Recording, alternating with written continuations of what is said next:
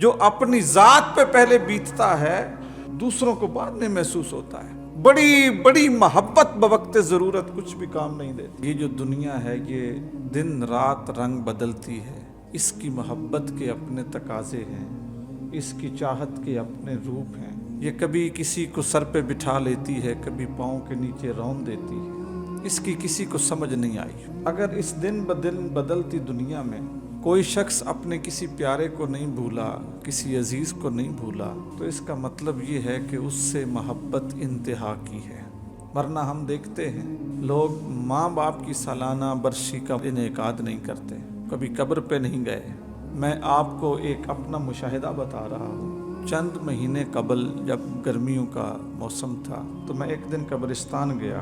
حالانکہ اس قبرستان میں میرا کوئی قریبی عزیز، کوئی خونی رشتہ دار، کوئی بھی مدفون نہیں ہے، لیکن قبر کے اوپر جانا، قبر کو دیکھنا، قبروں کے پاس بیٹھنا، یہ مجھے ایک دلی سکون دیتا ہے۔ قبر کو دیکھ کے آپ کو اندازہ ہوتا ہے کہ ہماری حقیقت کیا ہے اور ہم کہاں کے مسافر ہیں، ہماری منزل کیا ہے، کہاں ہم نے پہنچنا ہے، اور ہماری جو اتنی نمود و نمائش ہے، جو بناؤ سنگھار ہے، جو خوبصورتی ہے، اس کا آخری نتیجہ کیا ہے؟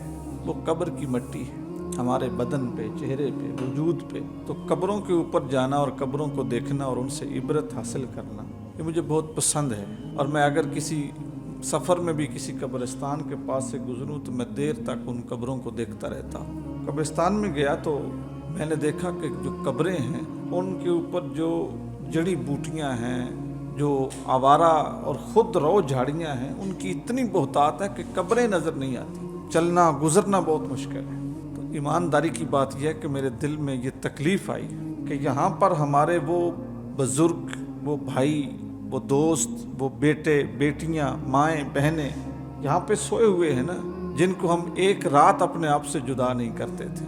کہیں کسی کے پاس جاتے تھے تو کوئی کہتا تھا کہ رک جاؤ تو ہم کہتے نہیں، گھر میں ماں اکیلی ہے، بھائی اکیلا ہے، میں نے نہیں رہنا، یہ ہے وہ ہے۔ آج کوئی پرسان حال نہیں۔ بعد میں اللہ نے توفیق دی تو ہم اس کو ٹھیک کرنے لگ گئے کہ اس کی وہ حالت سلجھائی جائے۔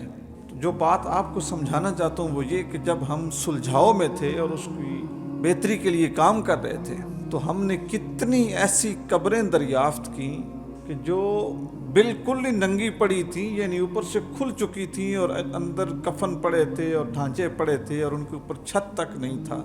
قبریں بیٹھی، مٹی ادھر ادھر ہو گئی، کسی نے خبر ہی نہیں لی۔ ایک نہیں، کئی بیسیوں قبریں ایسی۔ میں نے اپنی آنکھوں سے ایک انسان کی کھوپڑی دیکھی، بالکل ہی سطح کے اوپر پڑی ہوئی ہے، دو ٹکڑے ہوئی پڑی ہے، آگے کا حصہ اور پیچھے کا حصہ الگ ہوا پڑا ہے، میں نے خود دیکھی۔ تو یہ دنیا تو اتنی محبت دے گی آپ کو، آپ آنکھیں بند کریں گے بھول جائے گی۔ 2 دن افسوس ہوگا، وہ آج کل تو آسان ہے افسوس کرنا، لوگ صرف سٹیٹس لگا دیتے ہیں کہ ٹر گئے یار محبتاں والے، 4 دن لگایا اور بات ختم۔ پھر 1-2 دن تصویر لگائی اور اس کے اوپر ایموجیز لگا دی آنسو بہانے والی اور بات ختم۔ اور ہم یہ سمجھتے ہیں کہ میں نے فیس بک پہ، انسٹاگرام پہ یا واٹس ایپ پہ، ادھر ادھر جو سوشل میڈیا کے جتنے اکاؤنٹس ہیں وہاں پہ اگر لکھ دیا کہ میری ماں کے لیے، میرے بھائی کے لیے، میری بہن کے لیے دعائے مغفرت کرنا تو لوگ کریں گے۔ بہت بڑی غلط فہمی ہے۔ جب ہم نے خود نہیں کرنی تو پرایا کب کرتا ہے؟ پرایا کب کرتا ہے؟ اپنی بھوک خود کو محسوس ہوتی ہے، اپنی ٹھنڈ خود کو لگتی ہے، اپنی گرمی خود کو لگتی ہے۔ جو اپنی ذات پہ پہلے بیتتا ہے دوسروں کو بعد میں محسوس ہوتا ہے۔ بڑی بڑی محبت بوقت ضرورت کچھ بھی کام نہیں دیتی۔ کہتے ہیں کوئی بادشاہ تھا تو اس کو اپنی بیٹی سے بڑی محبت تھی۔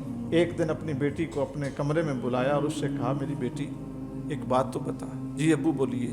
بیٹے محل میں اگر آگ لگ جائے اور آپ اور میں اکیلے ہوں اور ہمیں بھی آگ لگ جائے تو بیٹی پہلے کس کی آگ بجھاؤ گی؟